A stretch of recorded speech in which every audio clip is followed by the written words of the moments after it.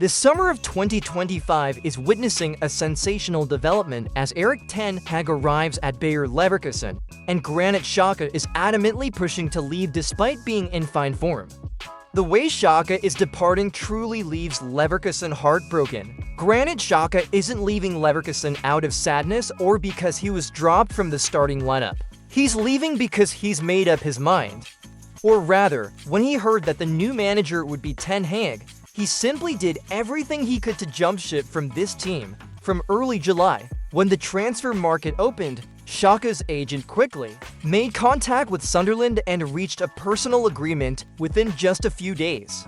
He didn't demand a glamorous destination, not Bayern, not a top-for-Premier League club, but Sunderland, a newly promoted side. This says a lot. Xhaka no longer cares about prestige. He needs a place to start anew, and he wants to leave immediately. Xhaka was once a symbol of resilience and discipline at Leverkusen during their successful seasons in 2023 to 2024 and 2024 to 2025. But when Xabi Alonso, the man who brought him back from Arsenal, said his goodbyes, part of Xhaka's motivation vanished. Then Leverkusen appointed Ten Hag, a manager Xhaka had faced multiple times in the Premier League. The atmosphere changed, the direction shifted, and Xhaka knew he no longer fit. Instead of waiting around, he acted decisively, without ambiguity or hesitation. He told the board outright, either let him go to Sunderland this summer, or he'd stay until his contract ends, but without any passion left.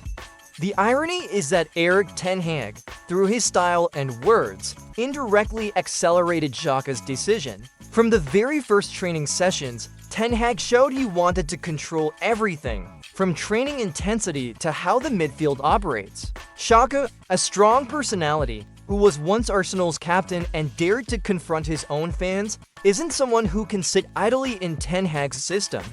Moreover, the Dutch manager didn't hide the fact that he knew Xhaka's strengths and weaknesses inside out from his time at Manchester United. Short, authoritative tactical talks, combined with Ten Hag's almost irritating thoroughness, only deepened Xhaka's frustration.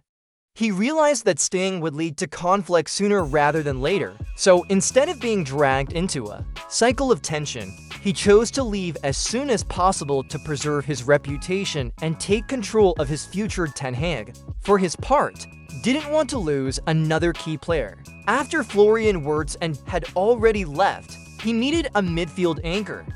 But faced with pressure and determination from both Xhaka and Sunderland, who were willing to pay nearly €20 million for a 32-year-old midfielder, Leverkusen had to relent. The deal was finalized in just 3 weeks, with all three parties agreeing. There was a time when it seemed Xhaka might wait for the market to settle, but he was different. He wanted to leave as quickly as possible, far from the Bundesliga and away from the monotony of those days. Granit Xhaka left not for a dream, but for reality. And as always, he never looked back. Blaming Ten Hag entirely would be somewhat unfair. Frimpong had long dreamed of the Premier League. Florian Wirtz was promised a starting role at Liverpool. Those departures were already foreshadowed by the end of the season. Xhaka's case was the only one that arose suddenly, and it was indeed somewhat triggered by Ten Hag's arrival. Ten Hag isn't the type of manager Xhaka trusts. After years of observing him at Manchester United and hearing behind-the-scenes stories from former teammates, Xhaka had formed a clear prejudice. That's why, as soon as he heard Ten Hag would join Leverkusen, he immediately instructed his agent to prepare an exit plan. No speculation, no hesitation, just a simple realization. I don't believe the system he's building has a place. For me, this shows that Xhaka's transfer wasn't about conflict or an impulsive reaction. It was a cold, calculated decision from someone who's been through too many ups and downs to know when to step away first. And if anyone deserves to be called the most clear-headed at Leverkusen this summer, it's undoubtedly Granit Xhaka. Just a few days ago, Ten Hag boldly declared, "We've already lost 3 important players, and we won't let anyone else leave." That was impossible. The player he emphasized in the press conference was none other than Granit Xhaka. one of the few remaining leaders at Leverkusen after Florian Wirtz, Frimpong, and had all left. Ten Hag was furious at Xhaka's agent's statements, to the point of coldly remarking, "The agent can say whatever he wants," when asked about the preliminary agreement with Sunderland. In reality, in Leverkusen's 1-5 loss to Flamengo's U20 team, Ten Hag's side fielded mostly young players. It was a friendly, a test, but the problem is, a test is one thing, losing so badly is another. A team that, just months ago, won the Bundesliga and reached the Europa League final was thrashed mercilessly by a South American club's U20 side. Beyond technical issues, the sheer humiliation was enough to plummet the team's morale to rock bottom. Even when Xhaka, one of the most experienced players, was brought on in the second half to patch up the midfield, everything still fell apart. Ten Hag might say he doesn't care about friendly results, but for players, no one can remain indifferent after starting the season's preparations with such a humiliating defeat, especially for someone like Xhaka, who's played in high-stakes Premier League matches and isn't adept at handling a gloomy dressing room atmosphere. One match was enough for him to see the disconnection, not just because of the loss to Flamengo, but the manner of the defeat, the manager's response, and the broader picture of a post-Xabi Alonso Leverkusen. Players need belief, and Ten Hag, in his early days, failed to inspire it. The optimistic atmosphere vanished. Statements like "don't worry about the result" became a double-edged sword, and when Ten Hag defended the team's culture and structure to keep Xhaka, the question arose, what's left to hold onto when those values are melting away day by day? The departures of Frimpong, Florian Wirtz had already signaled this decline, and the collapse against Flamengo was merely a wake-up call for those still hesitating. For Xhaka, there was nothing left to wait for. Granit Xhaka's departure wasn't rooted in personal conflict or fleeting emotion, but was a decision steeped in tactical and systemic awareness. Xhaka knows exactly what kind of midfielder he is: a calm passer, controlling the tempo and orchestrating from the second line. He's not a dynamic box-to-box player, nor a high-pressing destroyer.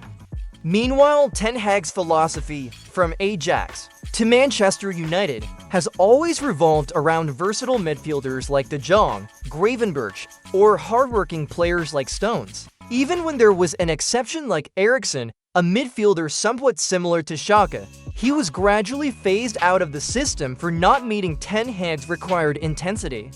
Xhaka was wise enough to see this. He understood that staying would mean changing to fit a system not built for him, something that, at 32, after closing a beautiful chapter with a Bundesliga title, was no longer a wise choice. For Xhaka, his career no longer needs to prove anything.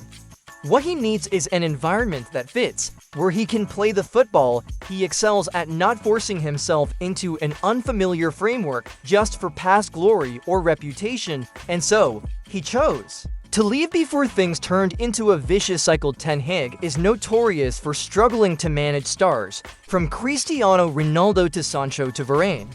The list of players who clashed with him at Manchester United is practically a compilation of fallen Galacticos. For older, experienced, and strong-willed players like Xhaka, choosing to step away early is simply a smart decision to avoid repeating those mistakes. He knew that staying would only lead to conflict. It was just a matter of time. Instead of straining to fight a manager with a tendency for authoritarian management in an environment that lost its direction after Xabi Alonso's departure, Xhaka chose to leave at his peak. Frimpong, Florian Wirtz, and Jonathan Tah didn't wait for the storm to hit before jumping ship. They chose to move on when their reputations were still shining, their form at its peak, to start new chapters in their careers. For Xhaka, that logic was even clearer. He had won the Bundesliga, erased all the prejudices from his Arsenal days, and closed his Leverkusen chapter with the most beautiful memories. Why stay to risk fighting a system he didn't believe in, a manager he didn't suit, and a season that was already showing signs of trouble? No more dressing room scandals, no media wars. Xhaka chose to leave when he could still control his destiny. It wasn't running away, it was clarity, something not every star player maintains when the spotlight still shines on their name.